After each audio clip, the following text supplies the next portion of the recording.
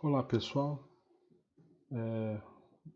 vamos mais um vídeo da nossa manifestação acerca das nossas atividades do EAD. Hoje nós falaremos sobre o Fórum B, que tratou da avaliação de risco de ativos, assunto debatido na aula 2. Então nessa aula nós estudamos sobre a oportunidade de investimento, ou na verdade, mais precisamente, da decisão do investidor em fazer certo investimento quando ele analisa o risco e o retorno. Portanto, ele analisa a capacidade de retorno frente ao risco de certo ativo. Em nosso enunciado, nós usamos como ferramenta para avaliação dessa análise, risco-retorno, o índice criado pelo economista William Sharpe, né, que criou um índice capaz de nos mostrar o comportamento dos ativos comparado a um ativo de benchmark, um ativo de comparação, chamado ativo de menor risco, né, digamos assim. E aí temos o que nós chamamos de índice Sharpe, obviamente que esse índice Sharpe é em homenagem ao nome do seu idealizador, e o índice Sharpe nada mais é do que uma comparação de um ativo de risco frente a um ativo sem risco e ponderado pela volatilidade do ativo com risco. Tá? E aí então nós temos aqui essa forma expressada aqui nesta razão. E sendo o retorno do ativo e mostra o ganho percentual do ativo num período. No exercício aqui a gente usou o período de variação anual, mas pode ser mensal, diário, trimestral. Aí, evidentemente que a periodicidade de uma das variáveis, as demais também deverão acompanhar. Se eu trato de retorno de ativo em percentual de variação anual, o ativo sem risco também vai ter que retratar a sua variação também, a sua taxa de variação anual, além da volatilidade ser também comparada em períodos anuais.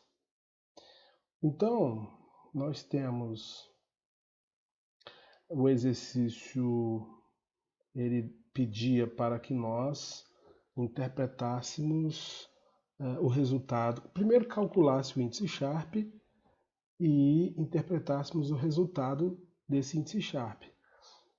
Então, antes da gente passar para a interpretação propriamente dita, vamos aqui só um breve comentário sobre o gráfico risco-retorno, esse apresentado aqui, essa relação. Esse gráfico, então, ele mostra a relação risco-retorno. Então, nós temos o eixo horizontal indicando o retorno. Quanto mais afastado da origem, a origem está aqui, né? Quanto mais afastado da origem, maior retorno. E aqui no eixo horizontal nós temos o eixo que representa o risco. Também, quanto mais afastado da origem, maior risco. Isso quer dizer que, se o ativo estiver muito próximo da origem aqui, significa que é uma origem de baixo risco, mas também de baixo retorno. Muito característico de ativos sem risco. Isso quer dizer que quanto maior retorno do ativo, ele vai estar se afastando nesta direção da origem. E quanto maior risco do ativo, ele vai estar se afastando nessa direção em relação à origem. Mas é sabido que é muito comum ativos de maior retorno apresentarem maior risco. E assim sendo, o ativo ele vai se posicionar nesse plano cartesiano nessas regiões aqui, ó. Quer dizer, nas regiões do quadrante, afastando-se da origem, dependendo do ativo. Lembrando que ativo, quando a relação risco-retorno elas forem, vamos dizer assim, elas forem indiferentes, digamos assim, quer dizer, a relação risco-retorno para o cliente é indiferente, isso vai indicar que o índice Sharpe vai ser igual a 1, por causa da equação, tá? Aqui tem umas interpretações que eu coloquei aqui, básicas, dizendo o seguinte: se o índice estiver entre 0 e 1, indica que o ativo está mais exposto ao risco com relação ao retorno esperado. Então, entre 0 e 1 significa que ele estará mais exposto ao risco em relação ao retorno, e ele, aqui no gráfico, esse ativo estará aqui nesta região, abaixo dessa linha pontilhada.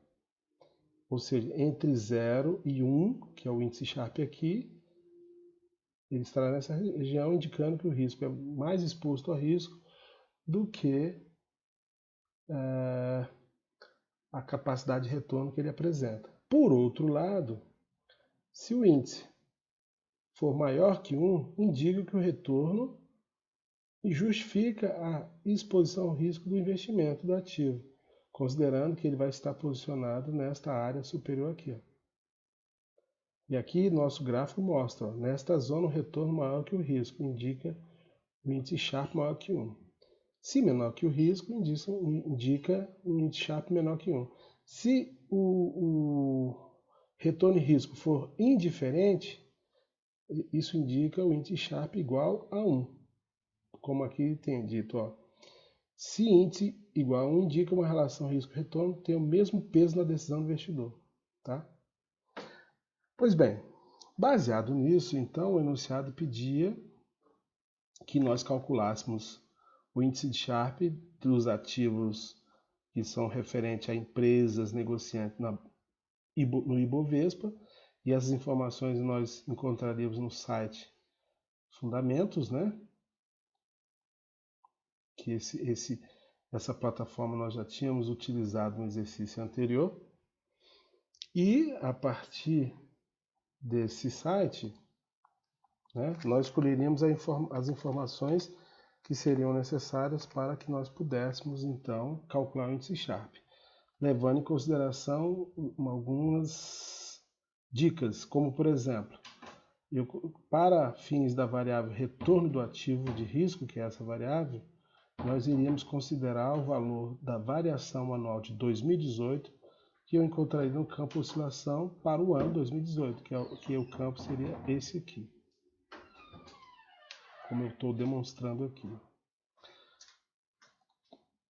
Para o campo chamado ativo sem risco, aí esse ativo sem risco é um ativo que nós usaremos, que para calcular esse índice é o ativo utilizado como comparação, né, para avaliar a relação risco-retorno do ativo que se quer decidir se investe ou não, que é o ativo com risco. O ativo sem risco aqui que eu escolhi é aquele que a literatura sobre o assunto mais utiliza no caso da nossa economia nacional, que é o CDI. Eu arbitrei um CDI na casa de 4,5%. Eu sei que a realidade atual não é essa. O CDI é um pouco acima. Mas como isso aqui é um exercício, tá? Eu arbitrei em 4,5% o CDI anual para a gente fazer nosso exercício. Então esse seria nosso ativo sem risco. Para calcular a volatilidade do ativo, aqui tá grafado errado, né? Volatilidade, não, minto.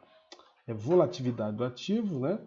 O que nós temos que fazer? Nós temos que, na verdade, calcular o desvio padrão da variação do ativo ao longo de alguns períodos.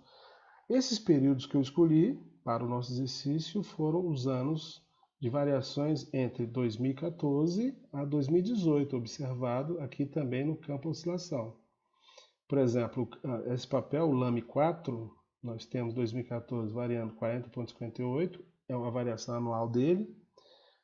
12,56 para 2015, 5,64 para 2016, 0,47 para 2017 e 16,01 para 2018. Eu destaco o seguinte detalhe, é bom observar também, embora isso tem um cunho mais informativo para que a gente assimile melhor o que estamos fazendo. Esse 40,58, por exemplo, aqui de variação em 2014, significa a variação percentual ao longo do ano da cotação do ativo, ou seja, do valor da ação.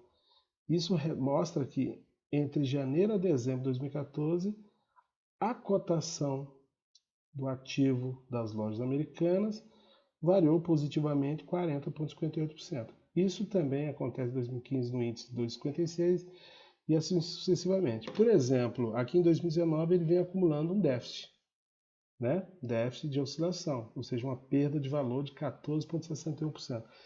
Na verdade, não é exatamente um déficit, é uma perda do valor de mercado da ação, né? Que a ação é negociada, ou seja, a cotação dela, ela é hoje 14,61%, hoje baseado 29 de março, né? 14,61% em relação à cotação da abertura do ano. Bom, com esses elementos, então, nós somos capazes de fazer o cálculo. Eu observei que alguns alunos tiveram algumas dúvidas de como calcular o desvio padrão a partir dessa fórmula que eu passei aqui no Excel. Se bem que essa era uma sugestão, e cada um poderia fazer da forma que melhor entendesse. No entanto, essa fórmula que está aqui de desvio padrão para o Excel, ela significa o desvio padrão populacional. E ela é diferente do desvio padrão amostral, como eu vi que alguns calculou utilizando o desvio padrão amostral. Por quê?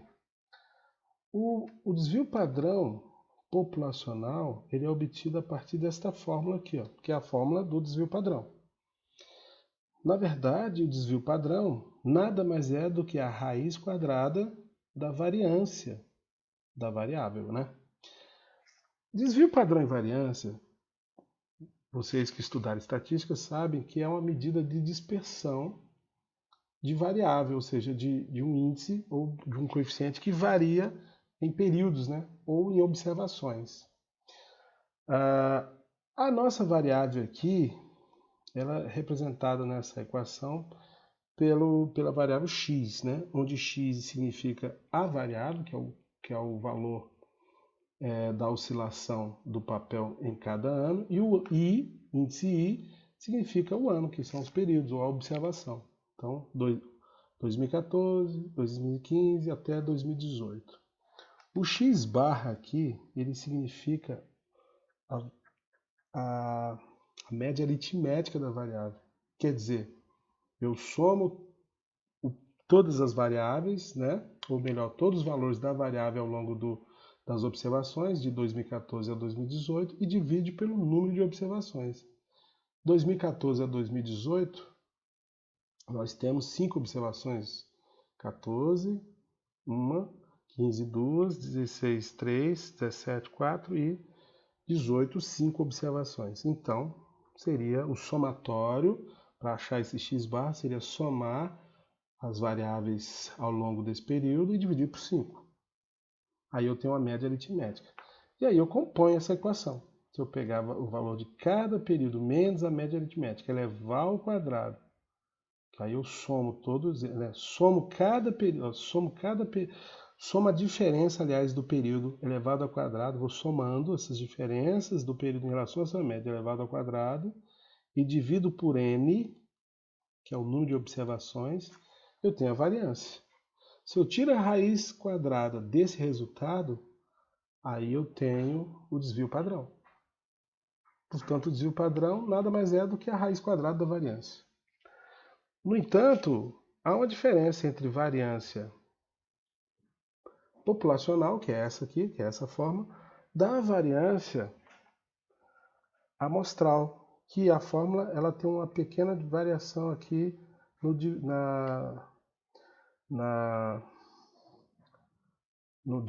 dividendo da razão, que é, na verdade, n menos 1. Então, a fórmula do desvio padrão amostral é essa aqui, que eu vi que alguns calculou dessa forma. Mas o desvio padrão populacional, ele não tem esse menos 1. Ele é simplesmente dividido por N. Isso dá uma pequena diferença no resultado, mas eles não interferiram na análise. Por quê? Porque o resultado ele é próximo, tá? E eu acabei levando em consideração. Só estou fazendo essa observação para que vocês compreendam a minha resolução, tá bom? E comparem. Pois bem, então aplicada a fórmula, e aí eu produzo aqui no Excel, o que eu fiz? Eu reproduzi aqui as oscilações dos períodos de cada um dos ativos. E aí eu faço um destaque para esse ativo bem aqui, Tupi3. Por quê? Porque no enunciado ele está grafado de forma errada. Aqui está escrito Tupi4. Esse papel ou essa ação não existe na bolsa. Tupi4 não, só existe Tupi3. Tanto é assim que eu sei que todos, aliás, a grande maioria, ao serem fiéis ao enunciado, não acharam o Tupi4. E como não acharam, colocaram zero. Tá certo, eu considerei porque realmente aqui está sendo pedido algo que não existe. Mas a intenção mesmo, porque foi grafado errado, a intenção mesmo era utilizar o ativo chamado Tupi3, que é da empresa Tupi. É o único ativo que existe relativo a essa empresa. Uma empresa ligada a materiais de transporte rodoviário, tá? E aqueles que perceberam essa falha do enunciado utilizaram o índice correto, né? Mas também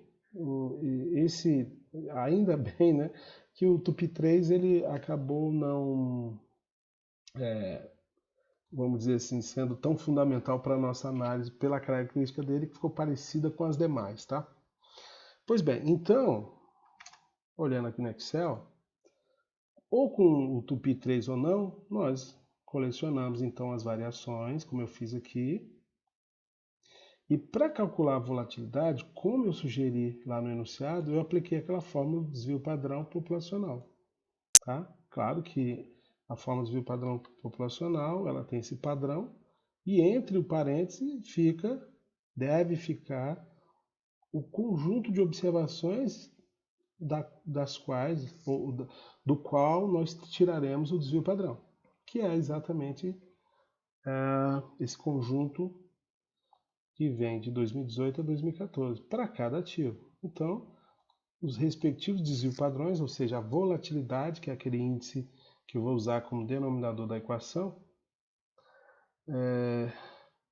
eles têm aqui esses respectivos valores, tá bem? E aí, para calcular o índice de Sharpe, lembrando, o índice de Sharpe, eu tenho o retorno do ativo, e o retorno do ativo, eu disse no enunciado que nós utilizaremos os valores referentes ao ano 2018 como retorno. Então, no campo retorno do ativo, eu uso todos os percentuais aqui para cada ativo dessa primeira linha, de 2018, primeira ou última, né? Dependendo da ordem que vocês colocaram, menos o índice padrão, que é o 4,5, né? Que é o valor arbitrado para o CDI. E aí eu tenho aqui a diferença. Então, o ativo de risco, que é esse, menos o ativo sem risco, que é esse aqui, para cada um desses ativos, eu obtive esse resultado. E depois, o que eu simplesmente fiz foi dividir esse valor, que é a diferença entre o ativo de risco e o sem risco, pela volatilidade, conforme determina o índice de Sharpe. E aí, quando eu fiz isso, eu obtive esses respectivos índices de Sharpe aqui, sendo 0,83 para o ativo LAME4, 0,25 para o GGBR3, 1,51 para o TAI11, menos 0,10 para o ALPA4, que é a empresa Alpagartas, né? E o 0,39 para a empresa chamada Tupi. Para quem calculou, você acharia esse índice. Se não, é zero mesmo, para aquele índice Tupi4 que não existe. Só para ilustrar melhor, LAME4 significa Lojas Americanas, GGBR é Gerdau, TAI11 é uma empresa de transmissão de energia chamada Taesa, E aqui a Alpa é a Alpargatas, a controladora da Havaianas, né? Aquela empresa fabricante de roupas, tecidos e materiais calçados, né? Pois bem, e aí como nós interpretamos agora esse índice? Para facilitar a nossa interpretação, o que eu fiz? Eu, usando aquele gráfico inicial, eu tentei posicionar mais ou menos aonde esses índices, onde estariam as coordenadas dos respectivos índices no nosso gráfico de risco-retorno baseado no índice de Sharpe. Por exemplo, o Alpa-Gartas Alpa 4, ele ficou abaixo, no caso do retorno, ele ficou abaixo de zero, porque ele ficou negativo. Então, sendo assim, esse de cara já dá um sinal bem claro para o investidor de que não compensa aplicar nesse investimento, Alpa 4, nem se observando o risco, tendo em vista que, por ser negativo, isso mostra que o retorno desse ativo de risco é menor que o retorno do ativo sem risco. Sendo assim, nesse caso, eu acho que o investidor, obviamente, aplicaria direto no ativo sem risco. Para que correr risco se o retorno é menor? Já para os demais, nós temos aqui, ó, por exemplo, a Gerdau, que deu o índice 0,25, demonstrando que o retorno, a relação risco-retorno, né, 0,25 então abaixo de 1, então nós temos uma situação aqui, ó, indica que o ativo está mais exposto ao risco do que em relação ao retorno. Então, pela volatilidade desse papel, você está mais exposto ao risco aqui, ó, nessa área de exposição ao risco, quando ela é maior do que o retorno. Então, nós teremos o GGBR3, numa situação um pouquinho melhor, mas ainda mais exposta ao risco do que a quantidade de retorno, temos a TUP3. Aí, numa situação bem melhor, porque aí ele se afasta bem mais da origem, e quando ele se afasta mais da origem, o nível de retorno, olha aqui, ó, o patamar de retorno é maior do que esses daqui, bem maior. Então, já começa a, mesmo assim, o nível de risco ainda é maior do que o retorno, mas é bem melhor do que os anteriores. E temos a Taesa, que o índice dela nos aponta que ela estaria se posicionada nesse quadrante aonde o retorno é maior que o risco.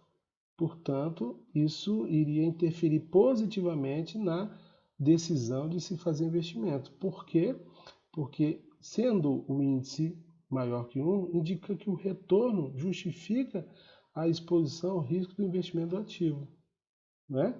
Estando aqui, ele tem maior tendência ao retorno do que em relação ao risco. Obviamente, pessoal, que apesar de estar trabalhando com números em relação aos ativos de risco, os números reais deles, vocês observam que esses números são reais, eu vou deixar bem claro que vocês não podem, a partir do que está sendo colocado aqui, dizer que vai fazer investimentos nessas ações, ou por exemplo, nessa que eu disse, o risco dele, o retorno dele é bem maior do que o risco, e sendo assim, é bem mais compensador. Eu diria que a coisa, embora isso seja verdade, mas para se tomar a decisão de fazer investimentos, você tem que levar em consideração outros atributos, outros fundamentos, outras indicações, porque o índice Sharpe é um dos indicadores que ajuda o investidor a tomar sua decisão. E ele tem realmente esse papel de avaliar bem o risco-retorno, mas, evidentemente, que não só ele, só olhando para ele, não significa que o papel é certeza de que o resultado vai ser esse. Eu digo isso por quê? Porque esses índices, como é o caso do índice de Sharpe, ele é calculado baseado no que aconteceu no passado. Então eu vou pegar aqui, por exemplo, o ano 4, deixa eu ver, ou TAI 11, né? Que vai ter uma condição de volatilidade maior. Essa também não, GGBR4, Gerdau.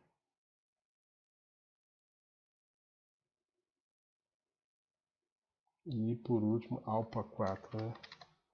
Alpagartas. Ó, veja bem aqui, ó, por exemplo. Se eu penso em Alpagartas, qual o índice que eu considerei como ativo de risco? O de 2018, e aquela aponta 0,29. Comparado com 4,5 do CDI, eu disse, nesse caso é melhor aplicar no CDI, considerando a expectativa de retorno de 0,29. Mas se vocês olharem aqui 2019, que o ano nem terminou ainda, há uma tendência nesse momento, pelo menos até agora, o ativo tem obtido uma melhor performance do que anos anteriores. Mas isso aqui também não é garantia de que com esse índice maior do que esse, mas não temos o ano fechado, que vai ter a certeza de que isso vai se confirmar, a tendência de aumento. Por isso que eu estou frisando bem que isso aqui é um exercício, mas que tem que ser levado em consideração outros fatores, porque não se pode adivinhar o que vai acontecer à frente. Pode, por exemplo, no caso desse índice, ele ao longo do ano perder força de oscilação ou de variação, quer dizer, as cotações começarem a cair. Se eu colocar aqui no gráfico, eu consigo mostrar o histórico de cotação. Vejamos aqui o histórico de cotação desse ativo, está aqui, né? Aí vocês vejam que ele tem uma tendência crescente, apesar de ficar variando, ele tem uma tendência crescente ao longo do tempo, e aqui, ó, nesses últimos momentos, a partir de ali agosto de 2018, só por exemplo, né, ele dispara em crescimento, tá? Mas, como eu disse, ele é um ativo de risco, porque oscila, ele sobe e desce, mas o índice de Sharpe, ele tem essa função, ele tem essa pretensão de dar mais elementos ao investidor para avaliar esse dual risco-retorno, tá bem? Pessoal, então era isso a pretensão do nosso exercício, né? Nosso fórum, né? 2B, 1B, melhor dizendo. Eu espero que vocês tenham assimilado conhecimento, eu tenha esclarecido dúvida, tenha sido elucidativo esse nosso vídeo. Mesmo assim, continuo sempre à disposição para esclarecimentos que se fizerem necessários ou complementares, ok? No mais, uma boa semana a todos, muito obrigado, até a próxima.